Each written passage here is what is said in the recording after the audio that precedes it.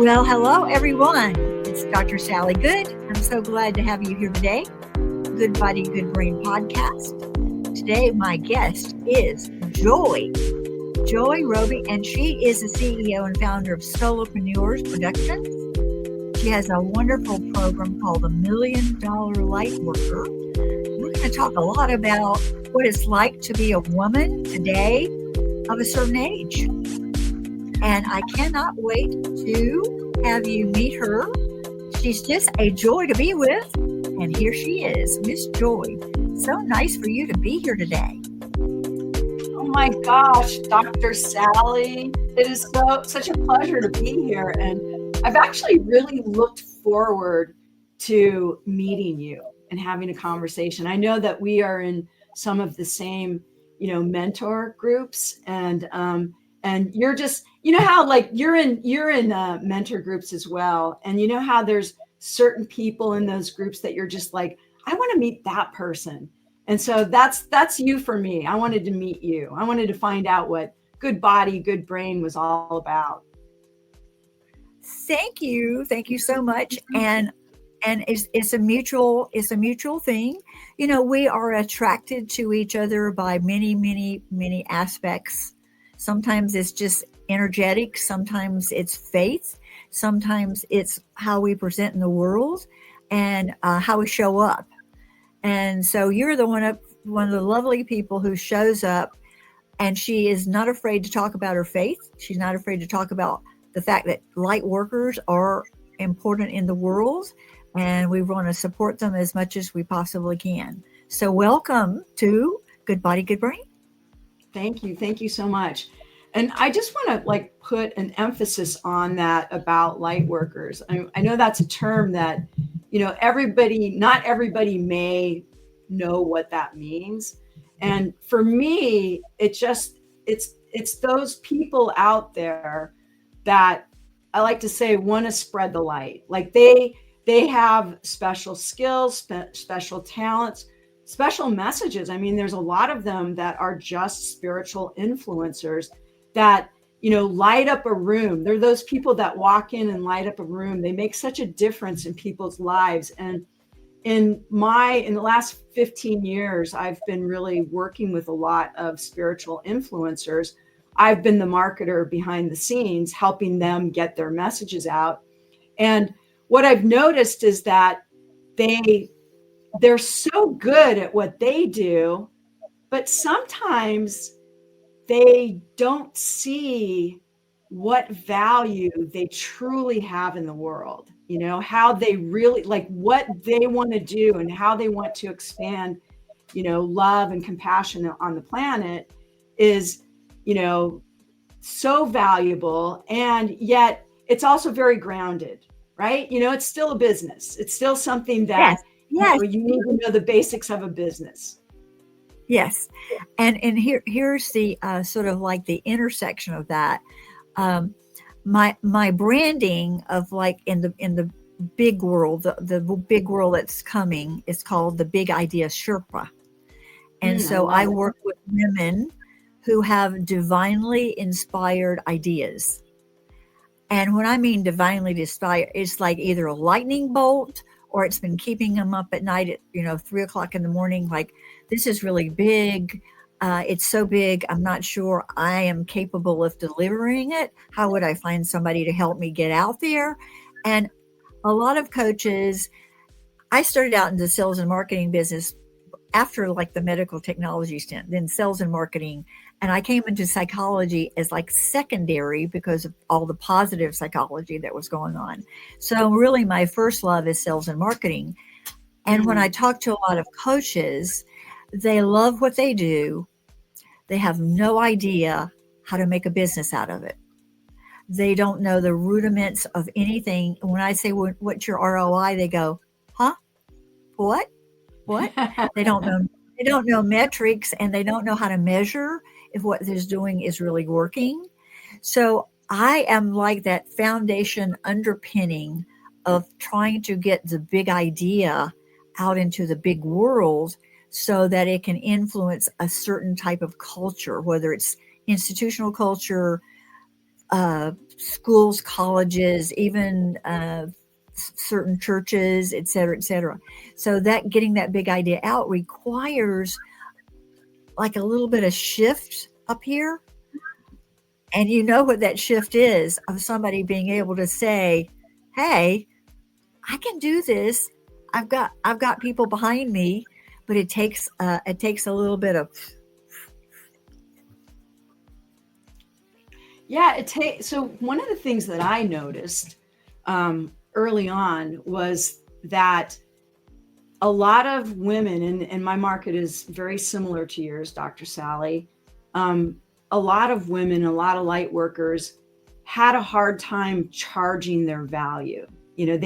There was something about, if it was spiritual, you couldn't make a living at it. You couldn't make too much money, and yet if you look at all of the people out there that are very, very successful, that are spiritual, because there are a lot of spiritual businesses out there.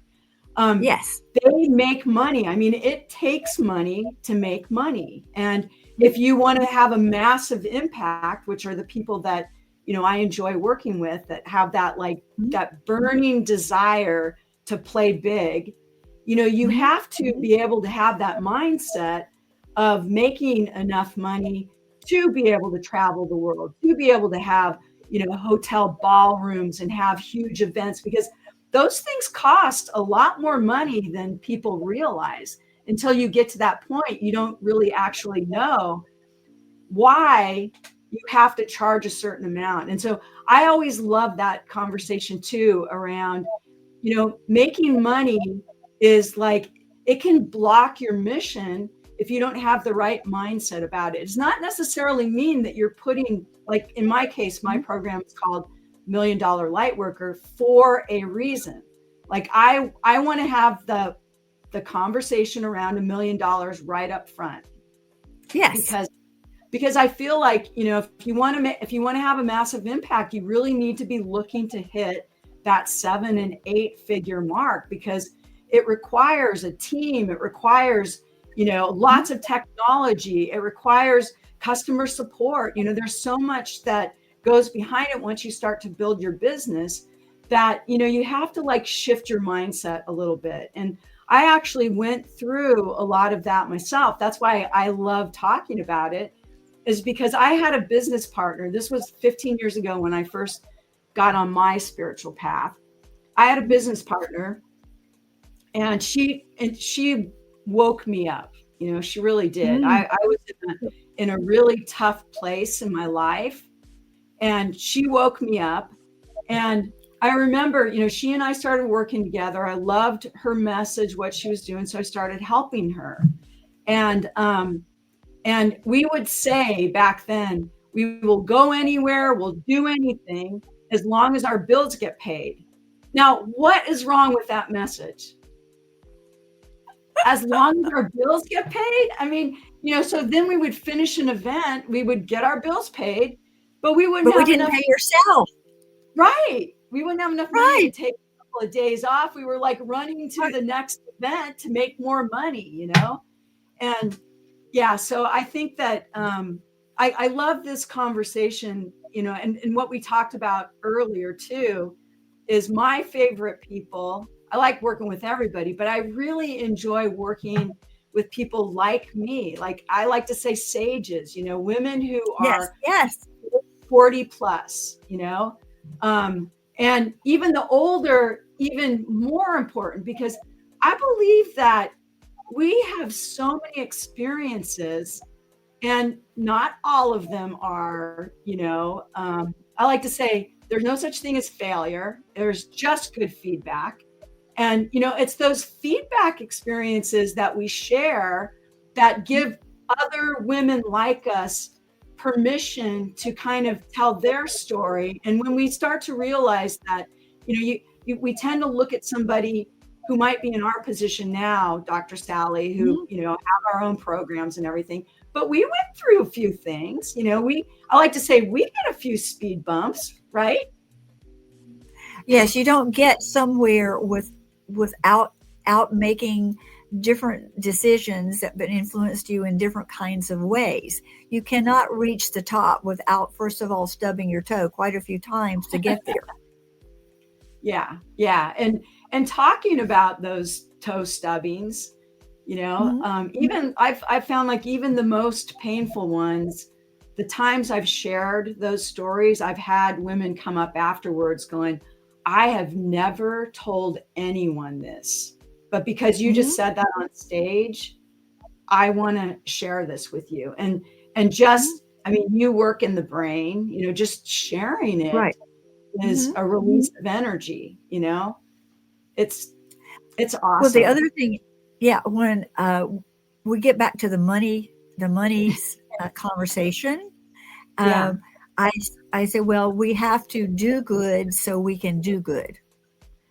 And if you don't have extra money to put into something that's, like, I call it my fourth tier, which is my philanthropic self, if I'm not able to give away money and not worry about the bottom line, not worrying about whether I'm going to pay my bills, all those kinds of things, then I'm not making enough money, because I want that largesse to be able to give it away, and also give it away and not let anybody know that I gave it to them.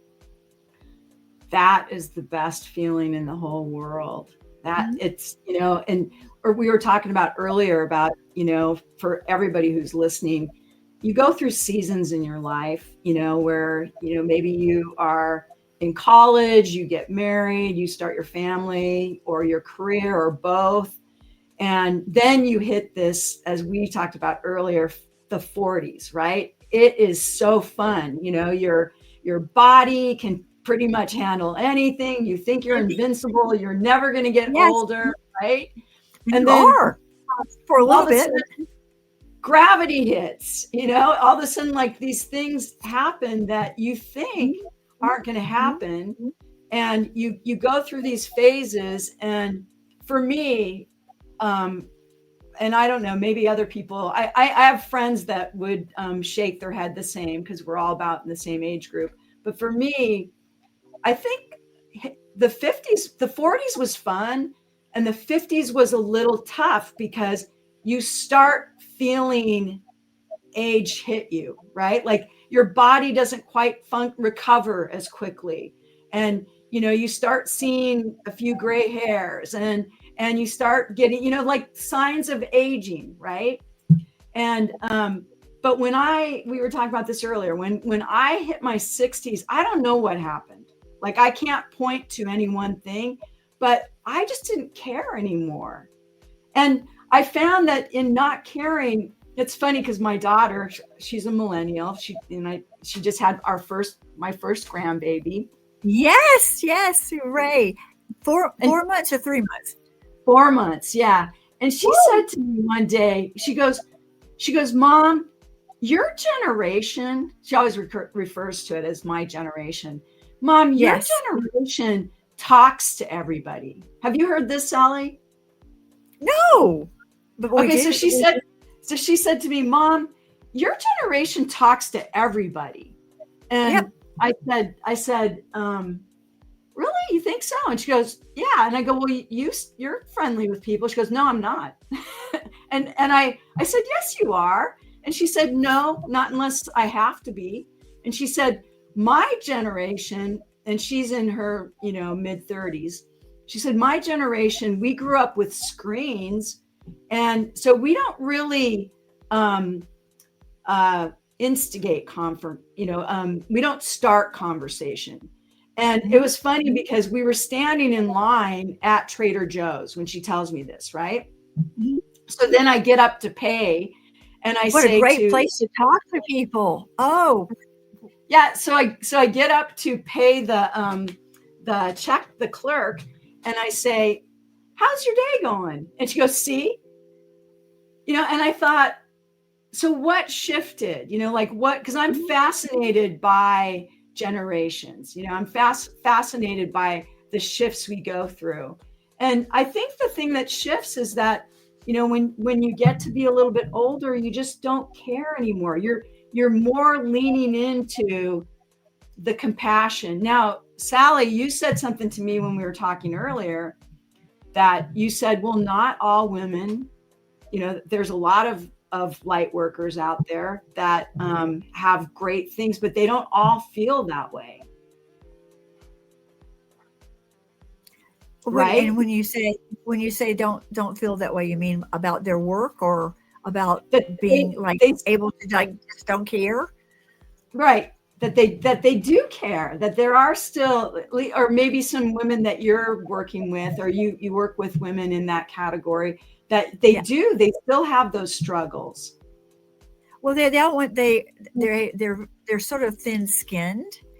They're people pleasers, and they are not used to being criticized.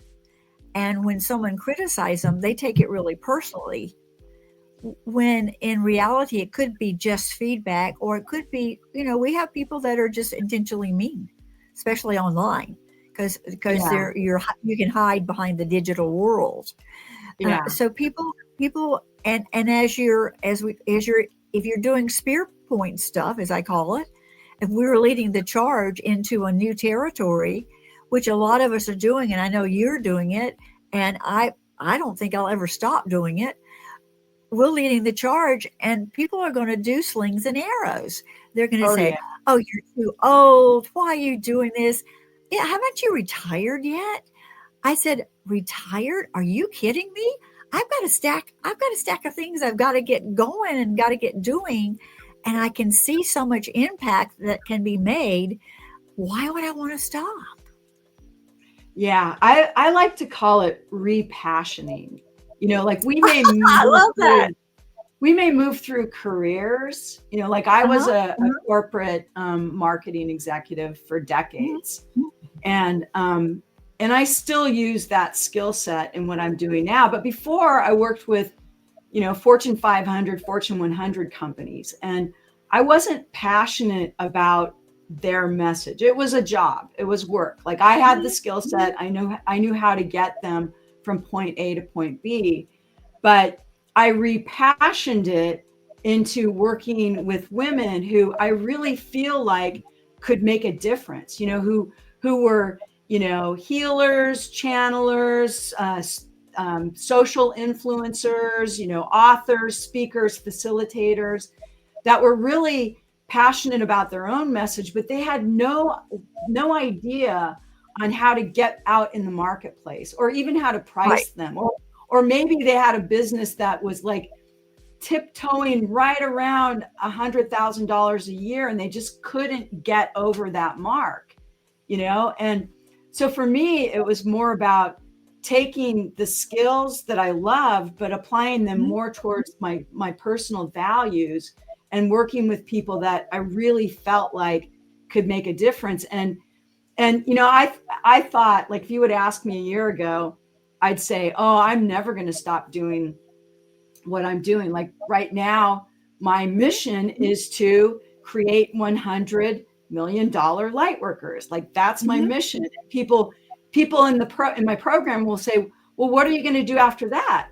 And I think, well, I already am doing other things. I already have, I created a food truck, and that food truck is just for philanthropy. We just take it out and do pay it forward and use the money for different community groups that are looking to raise outreach funds. Yes.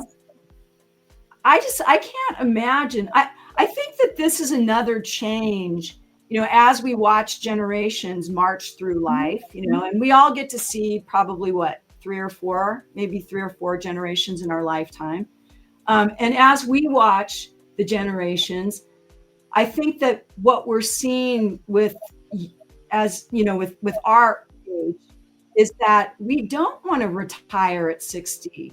We don't we still feel young, we still feel like full life. And we're having fun. Yeah, we love technology, like learning technology. I know you learn a lot about AI, it keeps you alive, it's really fun. Yeah.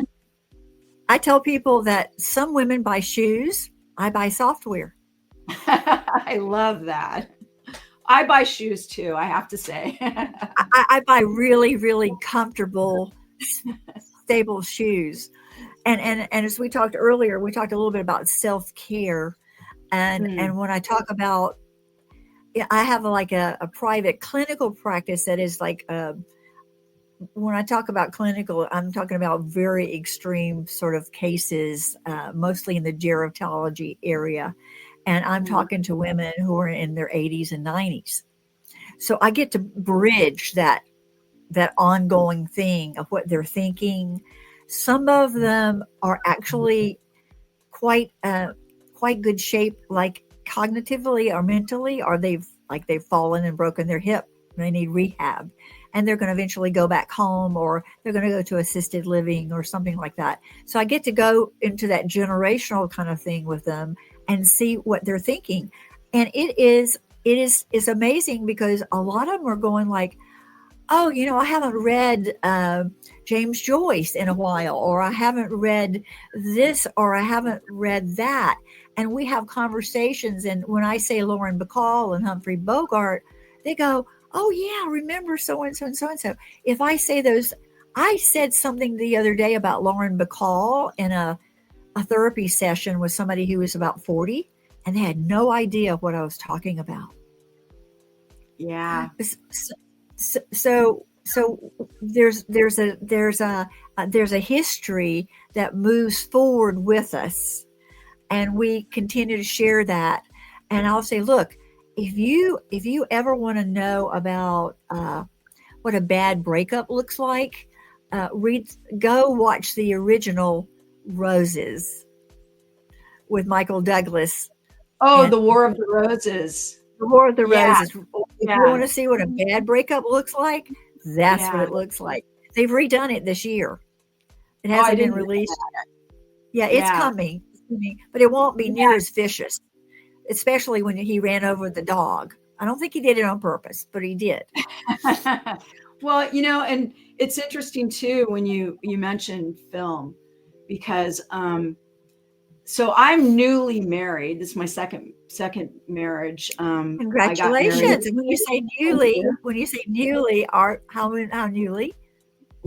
Just a little over a year. I met. Oh, wonderful! I like to say, and I don't mean. I hope I don't offend anybody on this, but I like to say I had a really good COVID, because COVID expanded my business by like 4x, because I already knew how to do online webinars and had a studio and everything. And so a lot of my clients were, they had live events, and because they had live events, they were like, oh my gosh, what are we going to do? So we just took them all online. And so it really expanded my business very quickly. And during that process, because I'm a marketer producer, I'm doing like all of the getting people to the webinar. I met the director, who's the guy behind the camera putting it all together, and we fell in love, and we got married. Yeah. And because he's such a film buff, he's also a screenwriter.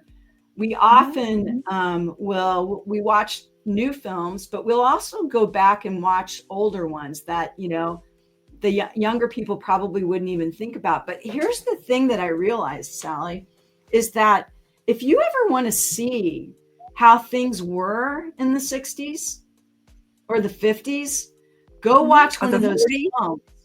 Yeah, because if you don't think that women have changed, if you think that, again, this is another conversation I had with my daughter, if you think that things are getting worse and you think that, things have not changed, go watch those movies and just look at how they're dressed to do housekeeping.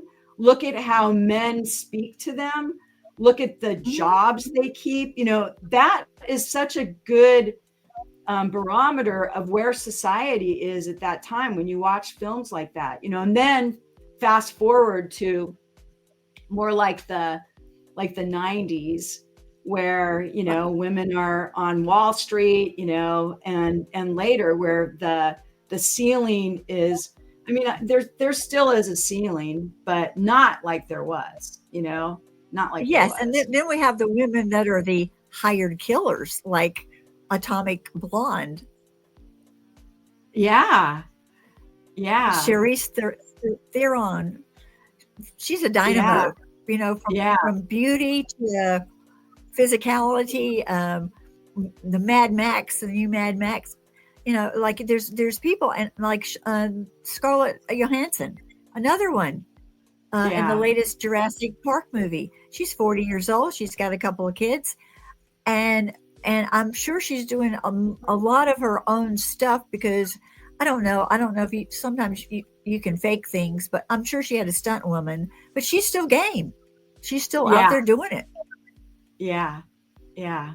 Yeah. I But mean, I like to look at yes, and I like to look at the and the film noir. I love the older films where oh, the women are and the secretaries, and they're doing the typewriter thing, and they're like a whole pool of them yeah. because they take, you have to have a lot of them because it takes so long to do one document because they're doing everything by dictation, etc. And then the I Love Lucy era, which was like Yeah. cuckoo crazy, Yeah. and and there was just so many ones. And you look at and film becomes our historical records of what was really going on during that time period. Like Absolutely.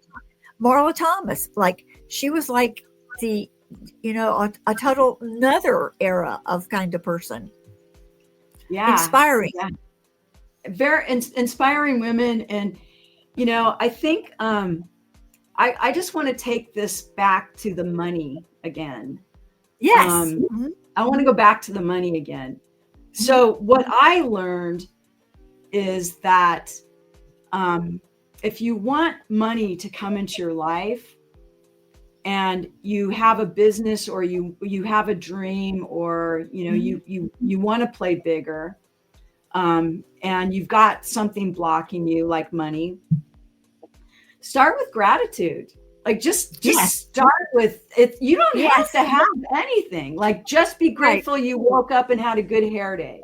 You know, right, and be you can breathe. that, You can walk. yeah, I mean, yeah, just be grateful because, in fact, I have a sign on my fireplace that says, "Gratitude is the abracadabra of the universe," and I really It believe totally that. is. I believe, you know, once you have a grateful heart, I don't know, things just kind of magically start rushing in, and then you're not even really thinking about the money. You're not worried about that kind of stuff because the right things, you start co-creating so many amazing things just straight out of gratitude. And you know, I think that that these are the kind of conversations when we talk about sages, Sally, that we could tell you stories, like we can go back in our life because we have lived those decades, you know, and we have gone through those experiences. I read a book called The Book of Joy, and it was a conversation between the Dalai Lama and Desmond Tutu. And you know, these are two men who basically are without a country, right? They were basically, they lost their country, and yet they are still men of compassion, men in their hearts. Right? And somebody, Desmond Tutu asked the Dalai Lama, he said, so, you know, I think it was their 80th birthday or their 90th birthday that they did this interview. And he said, you know, if you could interview anybody, who would it be? And he said, I want to have tea with the Queen of England, with Queen Elizabeth. And he said, so, but what would you ask him? And then they fast forwarded it, and he told the story that he actually did have tea with her. And he said to her, so do you think that things are getting better or worse? And she leaned into him and she said, oh, things are getting so much better. I mean, we have divorce in our family. You know, like, look at all of the rights that have come forward that like we take for granted, you know, that things change slowly. They change faster now, believe it, than ever before, but change does happen slowly.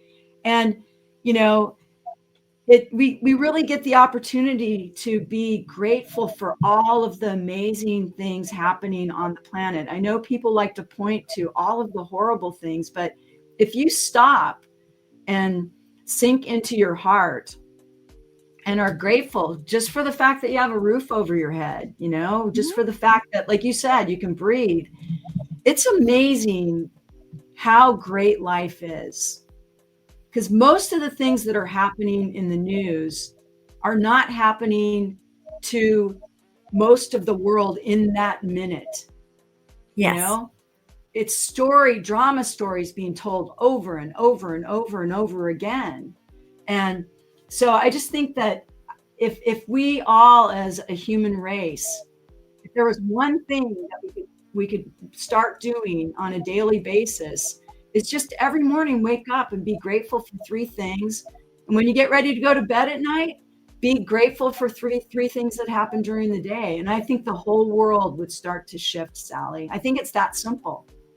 Yes. And that's the homework I give to virtually every client I have, especially when they're doing the whiny thing, like, wait, I don't have this, don't have that. I said, you don't have things because you don't have things, right? So when you start to think about, yes, you do have things, and this is, look, you've got a beautiful daughter, you have this, we're talking, you're talking, and you're paying me to talk to me. Now how cool is that for you and for me, right? Yeah. So we just really get back to what it is that they're missing. They're missing the essence of what it is to be human. And it's so easy to be human. Like you said, talk to people. I like to talk to people who aren't expecting me to talk to them. I like to pick people who would think like, oh, that old white woman, oh, she'd never even give me the time of day. But, I always like to prove them wrong because I'm very curious. I'm very curious about people and what they believe and what they think about. And I've opened the door to some conversations that if I had recorded them and transcribed them, I could have had a novella because it would have been amazing things that people, and it's just, you have to allow yourself to be that human being and just put down all that other stuff. I call it stuff that gets in the way. And then when you can do that, it gives the other person like an idea, like it's safe. It's safe. Yeah. I can. And it's so easy because basically everybody loves to talk about themselves. Yes. And all you have to do is ask them about them, and then listen, like what you and I are doing right here, right now, is just, we didn't rehearse anything. We didn't really talk about, we just connected on a level that we had some things in common. And, we realized, well, this is a fun conversation. I have had in the last year, twice now, Uber drivers asked me at the end of our drive if one of them said to me, we're not supposed to do this. He got out to get my luggage out of the back of the car. Yes. He goes, we're not supposed to do this. So I won't tell you his name, but he said, okay, can I give you a hug? Can I give you a hug? I mean, how many times have you had an Uber driver jump out of the car? I've had it happen twice now. And why? Because they picked me up at 4:00 in the morning. They're taking me to the airport. It's early. And I said, so how are you?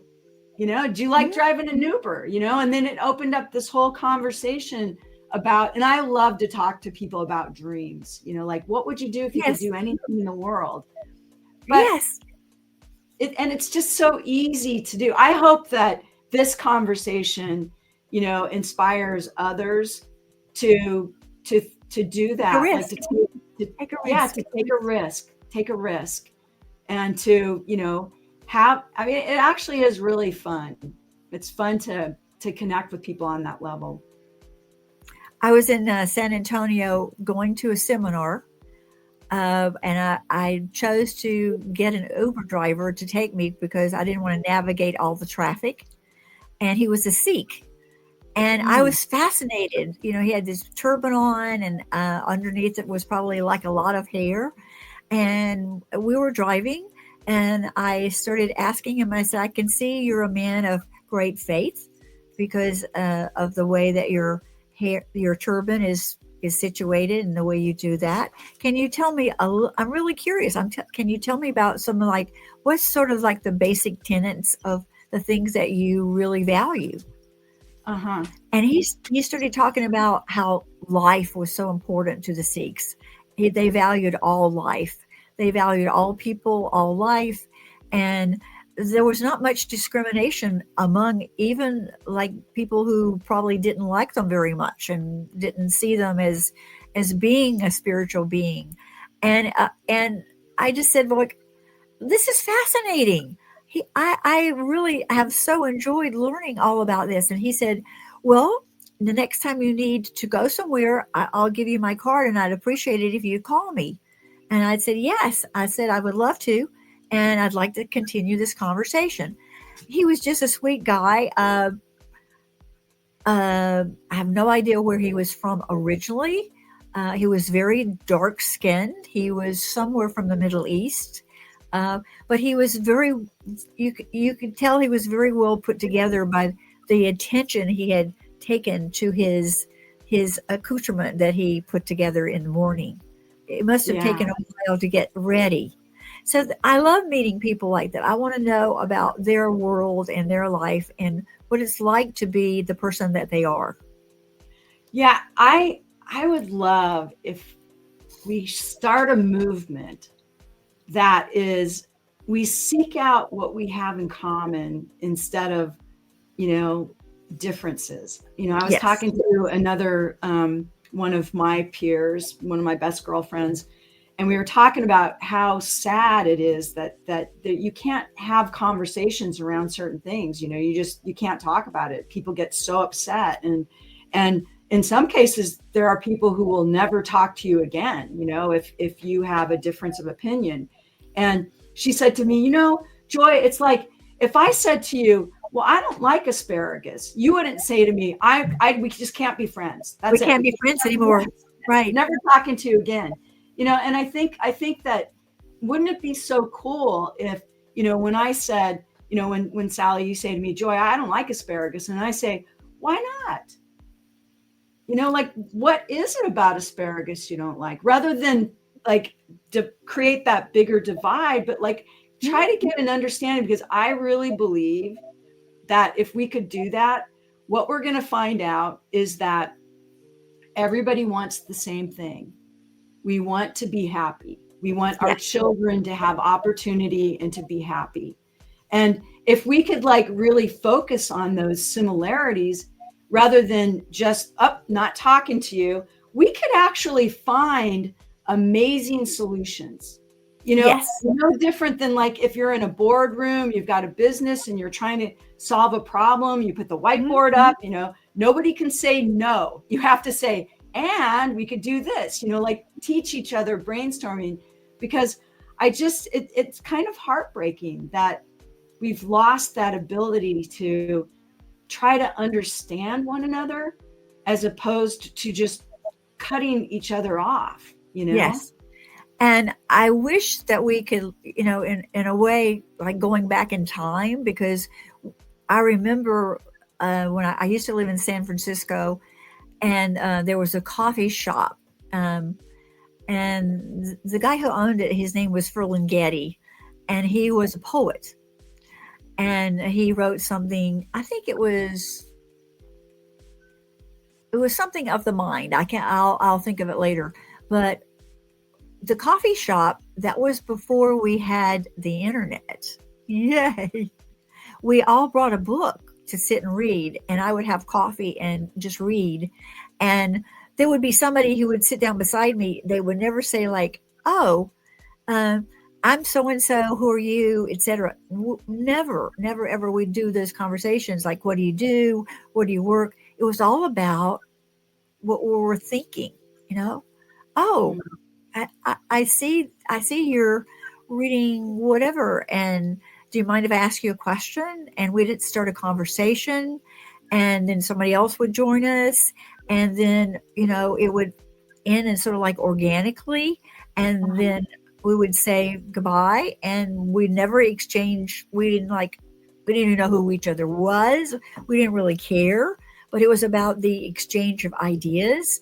And I would leave, and then maybe a couple of days later, I would, come by for another coffee. It was near the Buena Vista Cafe, which had like a lot of that sort of traffic as well. And just to go in there and just sit and just exchange ideas, just as one person to another. I could have been talking to a CEO, or I could have been talking to somebody who's homeless. I didn't know. It didn't matter to me what their station in life was or anything about their background. It only mattered what the idea they had in their head at the moment. So I would love that we could get back to that. I love that you said that, because I hadn't really thought about how, I don't know at what point in our lives we got to where we open up questions with, hi, where do you live? What do you do? Versus what are you reading? Mhm. Or what do you think about this cafe? Or I think I don't know. I'm trying to figure out how to articulate it, because I know here in the US, in the school system, we've taken so many things out of the public schools that, most of us grew up with, Right. like there's Civics, civic, economics, economics. homemaking. Yeah. Everybody needs to know how to do things around the house, right? Yeah. Yeah. And I think that I'm not one to live in regret of how things were. I always look at how do we improve it going forward? Yes. How do we change that in a way that young people do get to experience those things in the way that's meaningful to them now. Mhm. You know what I mean? And I want to know what the answers are. That would be a fun conversation to do boardroom style with a whiteboard where everybody puts their ideas on the table. There are no bad ideas. You can't say no. You have to say, and And it what? could be something else, right? Right. And Yeah. also too, my generation really was the go to college generation. I think we don't really need everybody going to college. I think we need people to pursue where their passion is. And if it's if you want to be the best welder in the world, do it, because I have known plenty of welders that make over $150,000. Um, they're on the road, they're out in the ranch, they're working for really big ranchers who have a lot of money, but they love what they do. Be a Yeah. plumber, Yeah. whatever it is that you enjoy doing and you find pull toward, you know, going to college was fun in the era that I was in. It was just, I went to an all girls school. Mm. That was so much fun. Um, it was the first time I've ever had the opportunity to be in the same domicile or dormitory with Black women. Mm-hmm. I grew up with Black women. Our maid was a Black woman. We would take her home. We would, when she got sick, we'd go take care of her at her house. We Mm-hmm. had this really wonderful sort of exchange. But to actually grow up with Black women and find out what was important to them, it Yeah. was fascinating to me. And Yeah. back to your asparagus story, I used to tell I used to work with kids who we call them antisocial youths, because Right. we didn't want to call them like juvenile delinquents or whatever, but they they were raised to be pretty much antisocial. It was a lot of familial backgrounds and stuff. And I would say, somebody comes up to you and says, "I don't like your green hair." You go, "Oh, this guy's nuts." Obviously I don't have green hair. Are you going to get upset because someone says you have green hair? And they're going to, "Oh, that's stupid. I wouldn't like, I just think the guy was crazy." I said, "Well, why do you get upset when the guy tells you that you're too short or you're too this or too that? It's the same as saying you have green hair. It's not true. So why does it Yeah. bother you?" Yeah, absolutely. I think we have gotten really thin-skinned, as you said, you know, and for me, I loved it when Mel Robbins came out with her book, Let 'Em, you know, just let them, you know, it's like, don't take it personally. If somebody doesn't want to invite you to brunch, so what? Invite somebody else to brunch, you know, like, don't take things so personally. One of my favorite books, in fact, it is the company values of my company, Soulopreneur Productions. You probably can't see it, it hangs on my wall, are the 4 agreements. I really believe that, yes, you know, everyone, if we all just lived by the 4 agreements, when we did have some kind of division, we would just point to which of the 4 agreements are we out of alignment with right now, you know? Because what I've found, like even in my business with my team, that when something, you know, when there's a struggle happening or somebody's upset, all we do is we go inside first, we look at ourselves first, and we say, am I taking this personally? You know, did I make an assumption? You know, was I impeccable with my word? Like, was this about me? You know, did I do my best?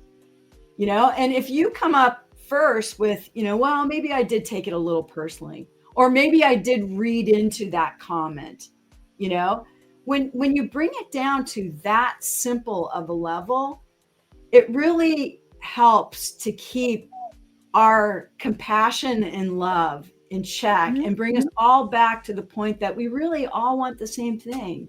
You know, we all want to be loved. That's how simple it is. We all want to be loved. And to extend grace to yourself first and to everybody around you, because we're sort of all doing the same thing. We're trying to do the best that we can. And sometimes things get in the way. Sometimes people show up for work and, you know, a really bad thing has happened in their life. And we don't know that. We just know that they're kind of droopy and they're not their usual self. And we just assume something is going on with work, but no, it could be something totally, totally different.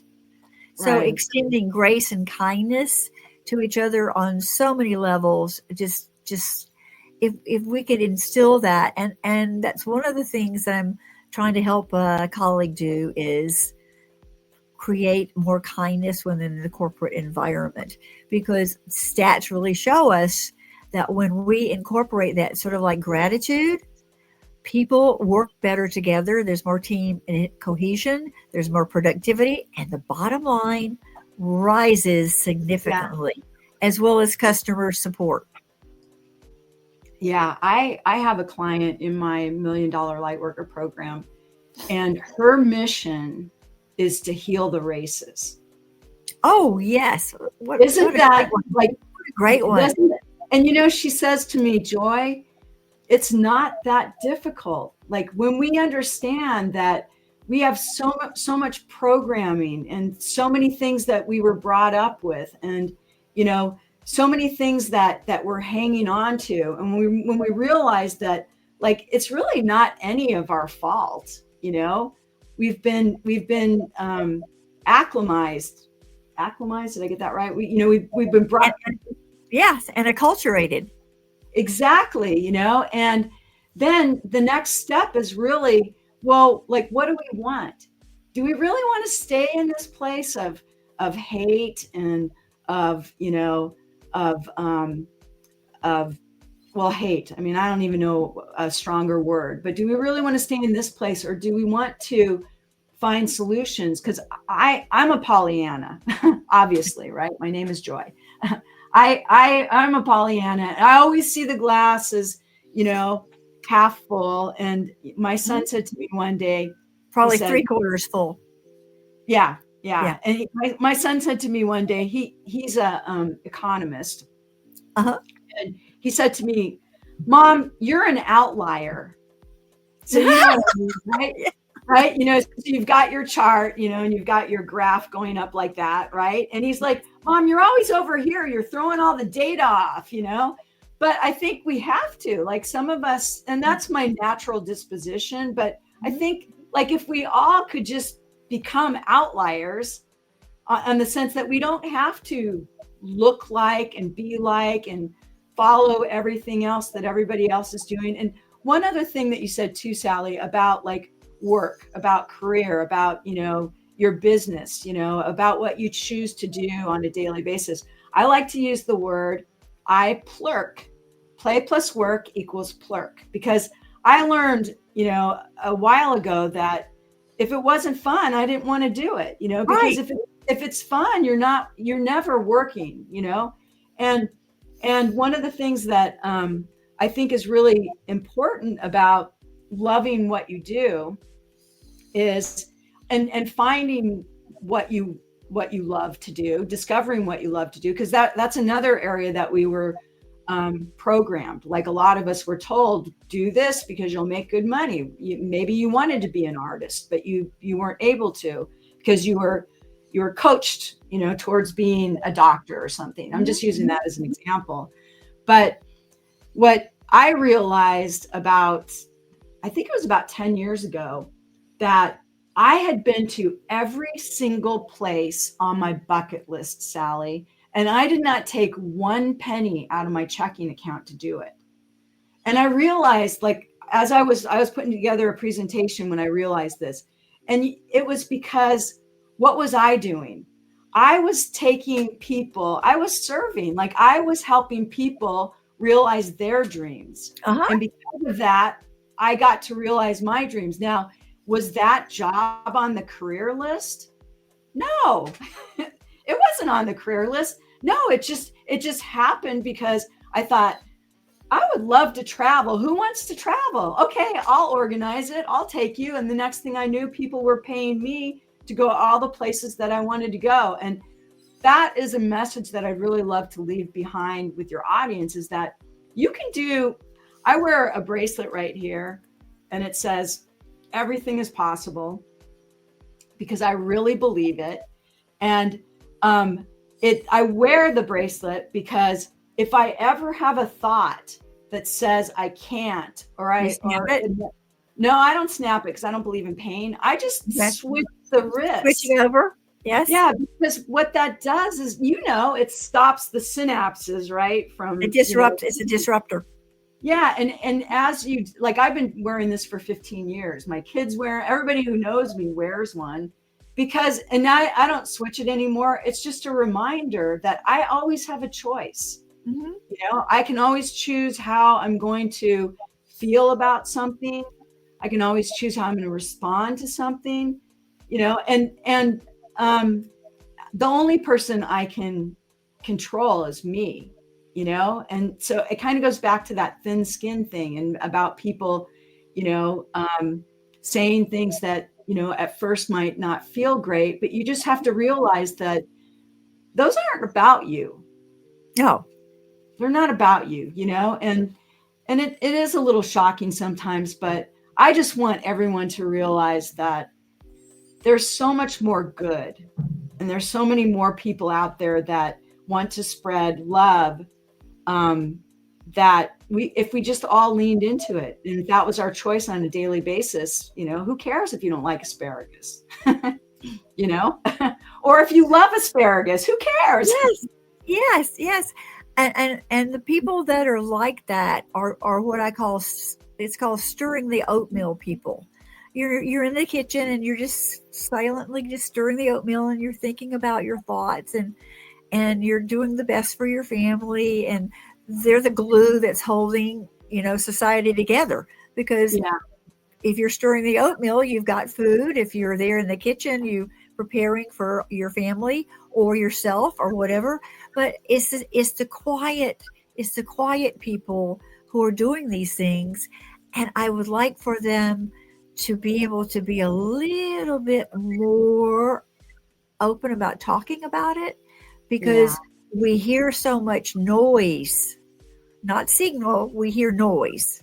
We hear so much noise from other folks who may not even believe in what they're actually saying, but they may be saying it because somebody paid them to say it. So we've got a lot of noise going on over here. I'd like to hear some signals coming out, like the Dr. Ben Hardy's. Yeah. The science of scaling. Yes, and people of faith who are not afraid to say, I pray before I sit down to write. Yeah. I want to make sure the message that I'm putting on that paper or that computer is what I should be aligned with.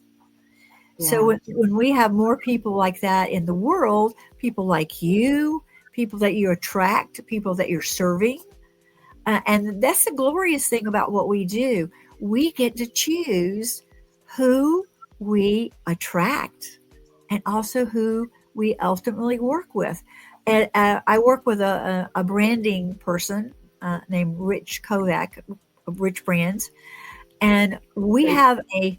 have a group of people who are attracted to this particular whatever we're doing at the time because I heard about him because I was listening to Feel Better on a podcast, and Rich said, if you're not aligned with your passion, then it's never going to work. And I said, I have to talk to this guy. And so the next day I went on LinkedIn and sent him a message that said, I need to talk to you.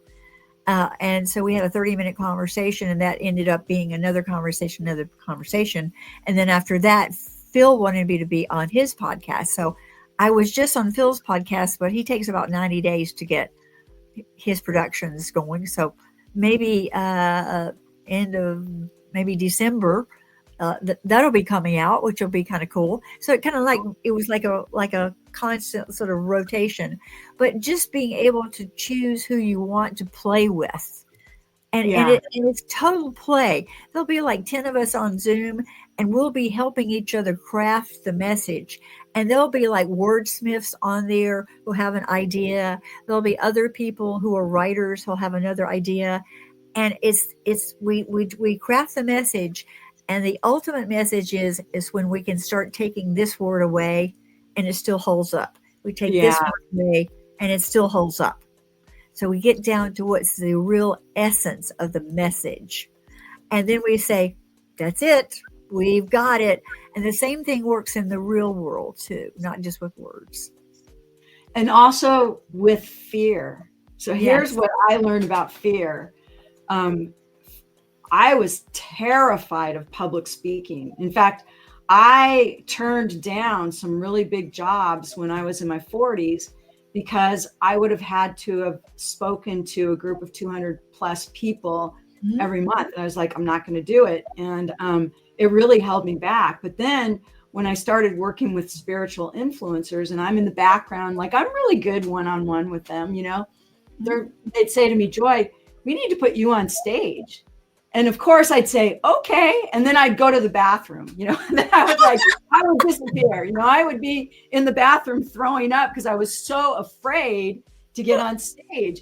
And I knew like the little voice in my head kept saying, you know, this is something that would be really good. You're being called to do this. And this voice over here is saying, I am not getting on that stage. I'm freaking out. Like I was terrified.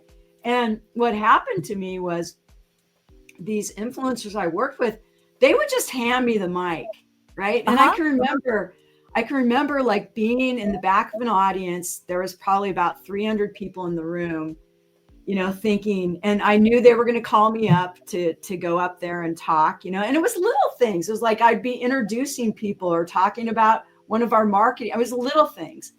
And as I was standing in the back of the room waiting for them to call me up, and this little voice in my head is like, oh, you're going to forget what you have to say, and they're going to laugh at you, and you're going to get up there and you're going to talk too long, or you're going to not talk enough, and you don't have the right clothes on. They're going to be looking at your shoes, you know, and all this stuff, like, because that's what happens when you're the monkey chatter. You get this voice going. All of a sudden, I just like took a deep breath, and I got this sense of peace, realizing that, you know, those people were here to hear what I had to say. Like, what an honor that they were there. And even so what if I forgot something? You know, that's just a piece of, I forgot the word that my name is when we first started talking, you know. If you just can relax and lean into your fears, you never know that fear, that greatest fear that you have, really could be spirit saying, this is what I want you to do. This is where I want you to go. This is the next step. And that's one of the things I love about working with these light workers that, the million dollar light worker that I was telling you about, is that, they're at this threshold. Like, can I really make a living at this? Can I grow my business to the next level? Can I build a team?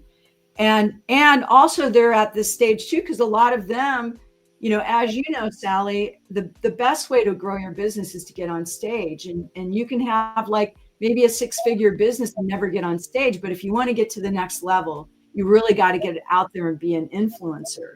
And it can scare a lot of people. And it's another thing that I just want to encourage your listeners. Like, if you have a fear like that, talk to it, because Yes. it really could be the direction you're being given to stop being small, get out there and step into who you truly are. I discovered that when I lived in Hawaii, I was part of a group of women that we would try to help other women sort of like lift them up. And we would have a big summit. We didn't call it a summit then, but we'd have like 200 or 300 women that would show up and we'd have workshops to help them to learn how to do this or that or whatever. And we'd interview people. And for a while I was head of that particular conference, and I got to introduce a mayor and get to know the mayor, and she became the governor. And along the way, I realized that, wow, I just like really getting in front of people, and I love being in the spotlight. You put me in front of a spotlight, and people who know me normally think I'm an introvert, because I sit and listen to a lot of people and I don't say much, and I'm just listening. But you put me on a stage, that's fun. That is like super fun. And once you realize, like, who cares? And sometimes when I'm talking on stage, I don't even know what I've said. And it's only because I'm not letting myself speak. I'm letting whatever needs to be heard come out. Yeah. That's beautiful. Yes. And when you get aligned like that, it makes life and everything so much easier. So what's your advice, Sally, for, those people sitting out there going, what do I need to do to get aligned? Well, like you said, we need to start inside, inner reflecting what's in your heart, and be grateful for what you have, and ask for guidance. Whoever you think your higher power is, whoever is source for you, whoever is you believe is capable of moving things in a bigger way than you as a human, that's who you talk to. You have those conversations in the morning. I don't know if you know Deborah Poneman. She's been in the she was one of the first people to teach transcendental meditation. We're going way back in the Big Sur days. And she has a process where she gets up in the morning and she sits, not in meditation, but receptivity. She says, I'm going to sit. I'm just going to sit and just ask for whatever is going to come to me. And I will just write down a few little jots, not a big deal. And then the next day I'll ask for the same thing. And pretty soon I'm writing like a couple of pages of stuff that's coming to me. And if you do this consistently, you'll find that you start to find the rhythm and you start to find the theme, because there'll be a theme that comes up, and the theme is your season for this particular time. I love that you said, like, I've never really thought, I'm a big meditator. I meditate every morning. And I love silent retreats. I'm also an introvert. I love to go within and be alone. But I love that you said to sit and receive, because really once you quiet your mind, Once you're aware of the fact that you're sitting in that space between everything, right? Between all the atoms and everything that's happening in the world. You do receive, and you don't always receive what you think you're going to get. It's like you can plan out, okay, this is what I want to know, go into the space. The subject doesn't even come up. It's amazing how that works. Yes, and it's the right thing at the right time. Absolutely. And as soon as you accept that. Absolutely. My dear, this has been so much fun. I just love that you came on today. I love that we got to have this conversation. And I'm really hoping that the people who are listening to it will get some nuggets that make their life be better, richer, funner. Just play, play, play. And if you're not playing, then something's going awry. So just have a lot of fun. Absolutely. So I'd like for you to just give us like one last sort of wind up of something you'd like to leave with our audience today.